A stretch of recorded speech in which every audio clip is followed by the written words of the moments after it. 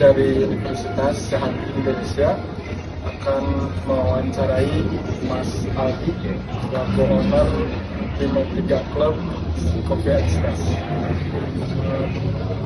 Saya pribadi selaku moderator, perkenalkan nama saya Ali Sadirin.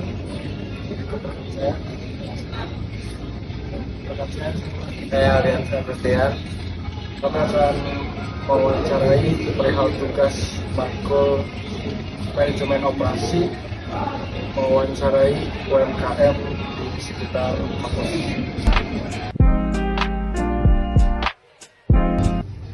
Untuk pertanyaan pertama, apa saja Bang kriteria utama yang digunakan coffee shop dalam memilih supplier untuk kopi, susu, dan sirup? Terkait dari biji kopi ya, kita sih memakai dari UMKM dari sekitar kita juga, lingkungan terutama Karawang juga. Kita pakai dari Spectrum Roastery, itu ada di Tumpul Tengah khususnya. Itu bisa supply kopi dengan kapasitas kiloan biasanya. Kriteria yang kita pakai di sini kopi jenis Precious itu grade 1. Itu lebih dominan di Robusta 70, Arabicanya 30. Jadi kita lebih dominan rasa kacangnya, ya lebih strong di situ.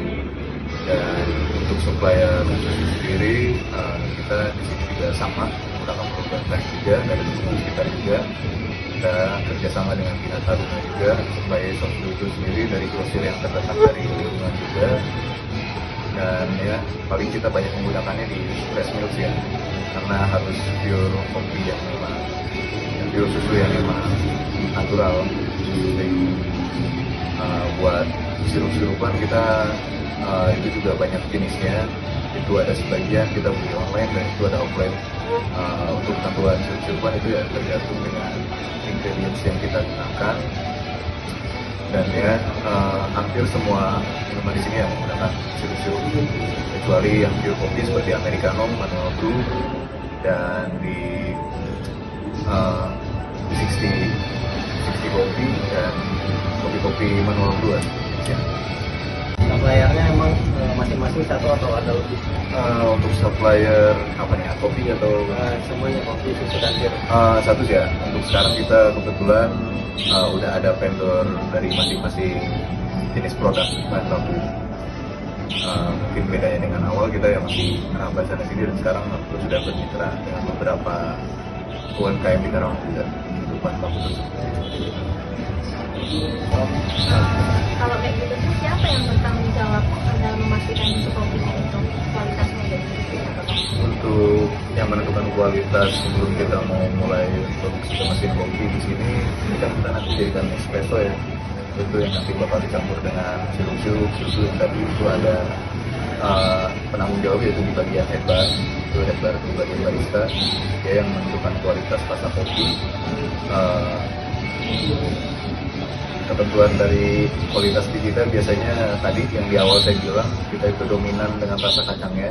Kalau misal masih belum ada rasa itu muncul, itu masih belum termasuk kualitas kita. Kacang itu asal itu? Kapan aja Bang waktu pelaksanaan stock of name untuk bahan baku yang udah busuk dibandingkan dengan bahan kering?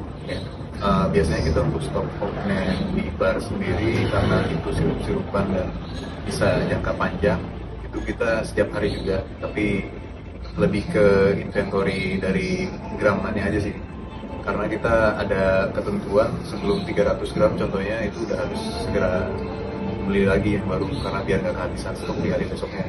Nah buat yang stok kering itu biasanya dicicil, itu kayak daun jeruk, itu cuma bisa 1 hari karena nggak bisa tahan lama. Kayak mungkin contoh lainnya kayak telur, kayak apa itu nggak bisa lama. Mengapa perlu menentukan batas minimal stok atau di order point dalam operasional kopi?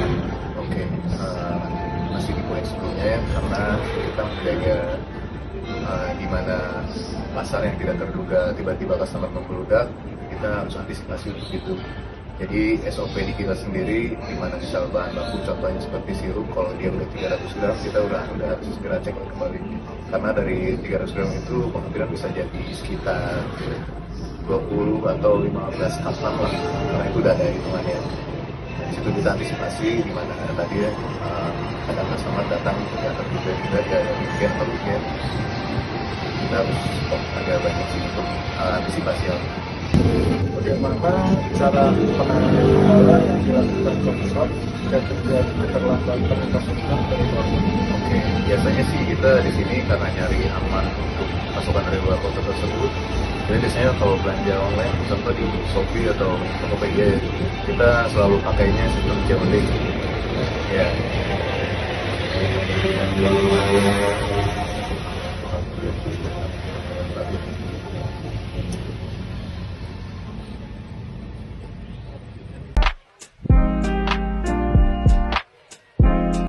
Untuk pertanyaan selanjutnya Bang, apa keuntungannya dan kelemahan yang dirasakan antara pembelian langsung ke lokasi dibandingkan melalui aplikasi ojol? Oke, yang dirasakan tentunya dari segi keuntungan ya.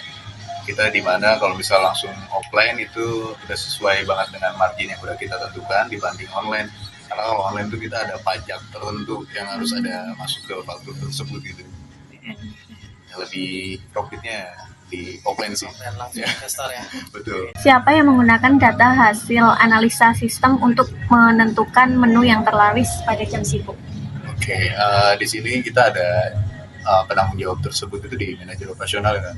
Dia yang menentukan area selama kedai buka sampai tutup, dia yang menentukan kerapian, terus dia menentukan stok aman atau tidak di hari itu, terus dia juga yang menentukan cash flow di hari itu tetap aman atau tidak. Dia selalu kebetulan kita udah pakai sistem ya namanya Manjo. Di sini sistem Manjo tersebut itu udah proper untuk mantau hal tersebut juga. Itu udah ada di situ cash flow-nya, jadi tunai non tunai itu udah ada ketentuannya di sistem tersebut. Pertanyaan selanjutnya, di bagian mana sistem kasir terintegrasi secara otomatis dengan pengurangan stok bahan baku real time inventory? Untuk real time inventory itu udah ada juga ya. Jadi setiap penginputan sih kita biasanya di jam closing sih Kak. Jadi tadi fungsinya ada si manajer operasional tersebut pun selain kita jadi nggak mengandalkan cuma sistem, karena kita perlu real time juga karena ya langsung melihat di lapangan gitu ya untuk antisipasi tersebut. Jadi kita langsung untuk real time-nya si manajer operasional yang langsung bergerak buat ngecek itu. Sekarang beralih ke sistem pembayaran ya. Ya, siap. Untuk kapan sistem pembayaran digital, contohnya Kris, wallet, biasanya mengalami selisih dalam perbukuan keuangan harian. Nah itu sih biasanya karena kita tadi udah menggunakan sistem juga ya, Majo itu udah termasuk juga bisa kita request dengan banking apa atau platform QRIS apa itu udah bisa tersambung otomatis.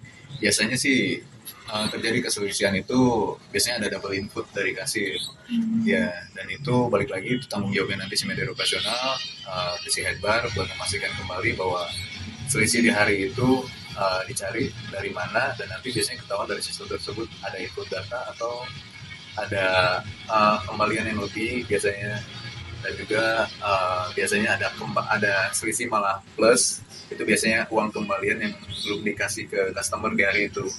Begitu. Berarti langsung ketahuan di hari itu. Betul ya. Kalau di sini tuh ada sistem membership kayak gitu nggak Bang? Ada.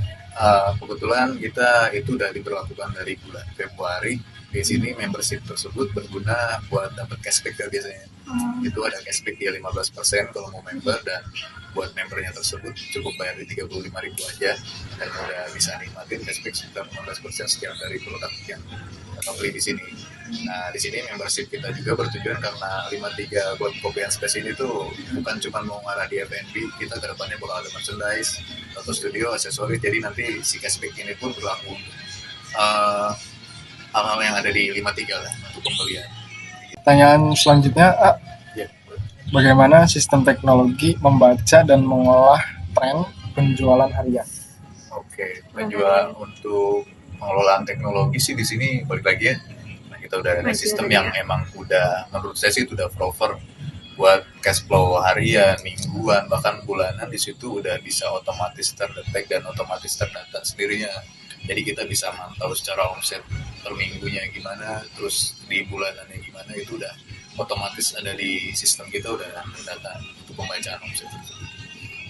Udah otomatis ya. Kadang ya kalau tidak secara sistem pun kita ada data juga, balik lagi si manajer operasional yang pegang, dia secara real time dan sistem tuh dia selalu akuratin lagi gimana ini sesuai nggak dengan hal kayak gini. Nah kalau di kita biasanya yang real time itu berupa misal di hari itu ada event atau gimana, nah itu biasanya agak beda sih.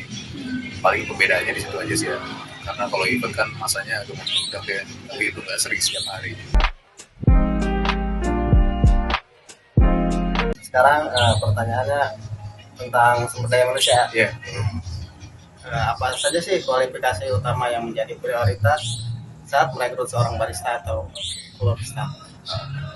Biasanya sih prosedur di kita untuk barista sendiri di mana untuk rekrutmen, satu dia sudah berpengalaman di bidang tersebut, karena ya kita juga di sini mengedepankan cita rasa ya, karena itu harus konsisten biar ya siapapun nggak kecewa dengan produk kita gitu. Tapi nggak cuma kayak gitu, kita juga di sini biasanya rekrut barista pun untuk yang fresh graduate atau non pengalaman juga kita terima. Misalnya datang ini selama 1 bulan kita coba di sini untuk misal nanti si orang ya proper dan mau belajar, itu juga nggak menutup kemungkinan buat di sini biar bisa lebih grow lagi di barista tersebut. Nah buat si manajer operasional tersebut atau staff itu untuk perekrutan saya sendiri, satu mungkin saya sih selalu mengedepankan dia ada pernah kuliah di bidang tertentu atau tidak gitu, karena menurut saya struktur itu hal yang paling jadi akar di bisnis ini gitu, karena di mana struktur itu nggak baik akan hancur menjambur kemana-mana kayak gitu sih. Kayak gitu tuh siapa yang terlibat dalam proses onboarding agar baristanya tuh mampu memenuhi standar kayak gitu? Oke, untuk onboarding sendiri itu ada headbar. Nah headbar nanti itu biasanya lapor lagi ke manajer operasional nanti lapor lagi ke saya sebagai owner. Nanti hasilnya seperti apa, kalau misal dari headbar udah oke, nanti di manajer operasional udah oke juga, nanti follow up ke saya di owner terakhir. Oke. Pertanyaan selanjutnya, di mana indikator penilaian kinerja atau KPI karyawan diterapkan untuk menentukan bonus atau apresiasi? Oke, nah di sini kita karena judulnya kita itu di sini 53 klub itu sebenarnya artiannya sama dengan space kan? Iya. Karena space mungkin terlalu banyak, kita coba nama klub lah di sini. Cuman kan SDM mungkin yang agak sulit di situ ya, klub mungkin banyak yang mengira kurang mau atau apa, tapi enggak, di sini kita ini 53 klub itu space juga, karena di sini kita ada tagline coffee and space di situ biar nggak salah paham untuk arti ya. Nah balik lagi untuk bonusan sendiri itu nyambung di sini kan, karena kita ini tuh 53 klub itu kita open space dan kita di sini itu bisa dibilang ruang kebebasan, jadi saya malah menekankan banyak karyawan di sini untuk bisa kreatif. Nah di mana kreatif itu buat saya ada nilai tersendiri, walaupun mungkin kecil tapi saya hargai gitu. Itu biasanya untuk feedback lain bonusan kayak gitu tadi ya dari kreatif mereka menuangkan ide-ide di 53 ini, terus dari segi produk mereka bisa bikin produk baru atau apa, itu di situ ada bonus-bonus sendiri. Itu tahunan atau gimana? Enggak langsung, biasanya saya langsung real time. Jadi saya cuma mantau, tiba-tiba yang saya kasih, kadang ada di gaji bulanan juga. Oke. Untuk barista di sini atau karyawan di sini disip atau enggak? Di sini disip Pak, jadi karena kita tuh sistem shiftnya untuk yang full time kita di hari Senin sampai Kamis itu 1 shift, karena kita tutup buka dari jam 3 sore sampai jam 12 malam. Nah nanti yang di shiftnya itu di hari Jumat sampai hari Minggu, karena kita tutup jam 3 pagi. Nanti yang shift 1 untuk yang full time masuk dari jam 3 sampai jam 9 malam, nanti sisanya yang part time dari jam 9 sampai jam 3 pagi ya. Gitu. Untuk cara menentukan shiftnya itu orang-orangnya diacak atau udah ada jadwal tersendiri? Enggak, yang penting ada satu orang di salah satu shift itu yang bisa proper dalam segi satu tadi ya, di bar dan di kitchen. Saya biasanya kayak gitu. Jadi yang full time saya taruh di satu shift. Kalau di sini tuh Bang, tingkat turnover-nya tuh termasuk tinggi apa enggak? Tingkatan apa? Turnover kayak keluar masuk karyawan gitu. Oke, lumayan tinggi Kak. Kenapa? Ya? Kenapa? Tinggi karena mungkin di sini saya terbuka sedikit ya. Saya tuh orang yang awam awalnya untuk bidang F&B tersebut ya. Jadi saya banyak belajar di sini, tapi ya tingginya kenapa, karena saya banyaknya ketidaktahuan saat itu. Untuk gaji saya cuma ditentukan ya malah dari yang bekerja sendiri yang nego, bukan dari saya yang menentukan. Akhirnya banyak boncosnya di situ sih. Tapi ya kesini-sini saya banyak evaluasi, ternyata kesalahan saya tuh kenapa boncos dalam segi omset itu di gaji misalnya, terlalu tinggi gajinya sedangkan kinerja cuma seperti ini. Bagaimana cara coffee shop mengatasi operasional saat terdapat karyawan yang izin mendadak di jam sibuk? Oke. Biasanya uh, menyelesaikan situasi kayak gitu, di sini saya juga selalu nekenin ke si manajer operasional. Pahitnya bila mana ada karyawan nggak masuk, dia harus berani terjun ke lapangan langsung. Mungkin sekian sesi wawancara kita untuk di Coffee Shop 531 untuk Airspace bersama teman-temannya. Terima kasih untuk waktunya, semoga semakin makmur, sukses, laris manis, dan Fill me out with your smile.